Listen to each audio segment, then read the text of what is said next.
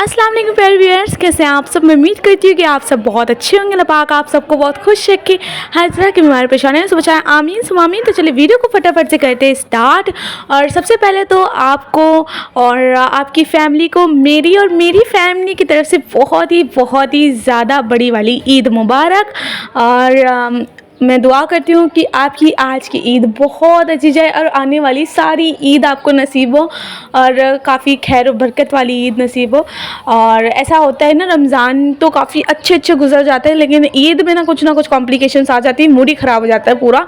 तो हमारे यहाँ तो ऐसा हमेशा होता है, तो वैसा ना हो। और मैं दुआ करती हूँ सबकी ईद अच्छी जाए, जॉयफुल जाए। तो सबसे पहले तो यहाँ पे हम अम्मी जो है वो सेवई बनाने लगी थी।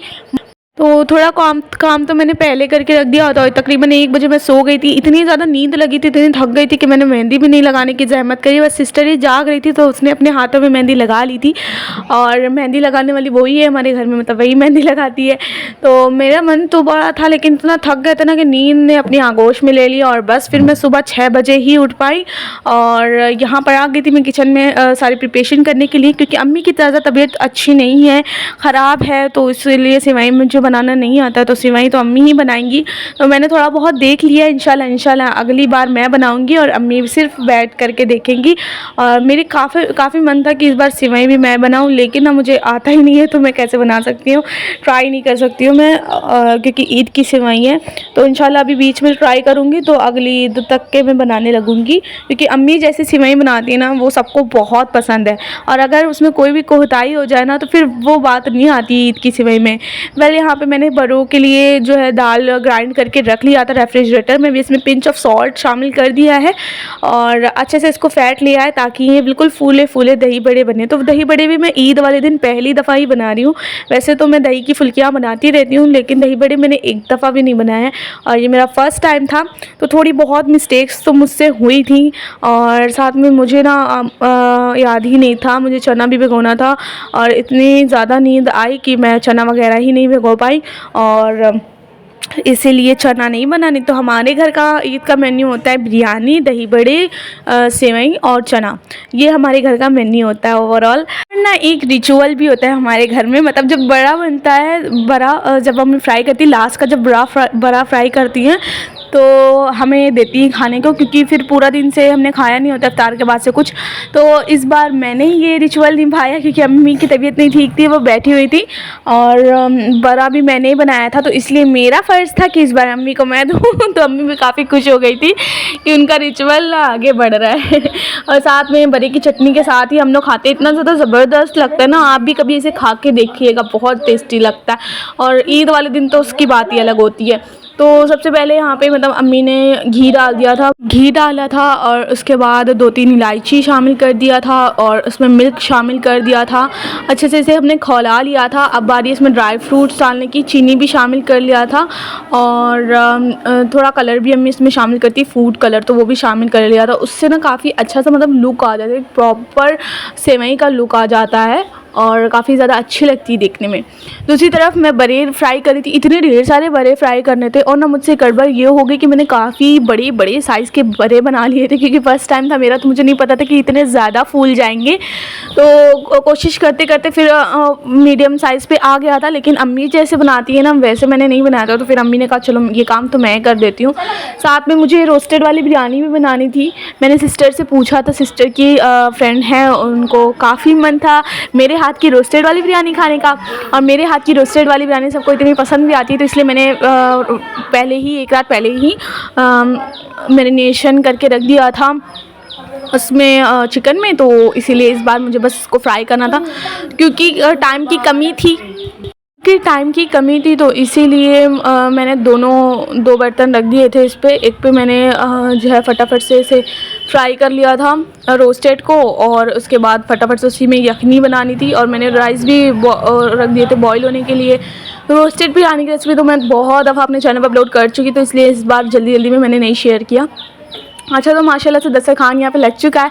सबसे पहला जो खाना होता है वो पापा को ही जाता है, सबसे पहले खाना पापा खाते हैं हमारे घर में ईद वाले दिन, और हमेशा वो स्वीट्स भी लेकर के आते हैं, लेकिन इस दफ़ा उन्होंने मिस कर दिया, स्वीट्स नहीं लेकर के आए। तो यहाँ पे बस पापा बैठे हुए थे, बिरयानी वगैरह इन्जॉय कर रहे थे। सिवई मैंने उनको दिया था, लेकिन उनको ना सिवई पसंद नहीं आ रही है अभी, क्योंकि वो डायबिटीज़ पेशेंट है, तो इसीलिए वो शुगर अवॉइड करते हैं।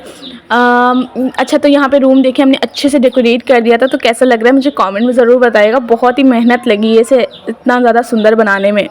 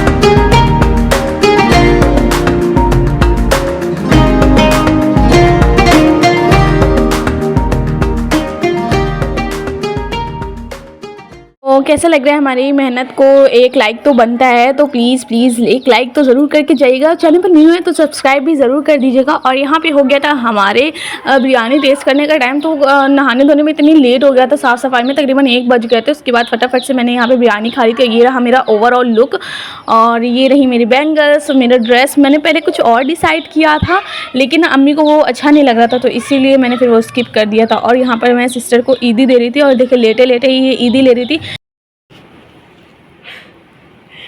10 रुपये ले ले, 40 रुपये वापस करना।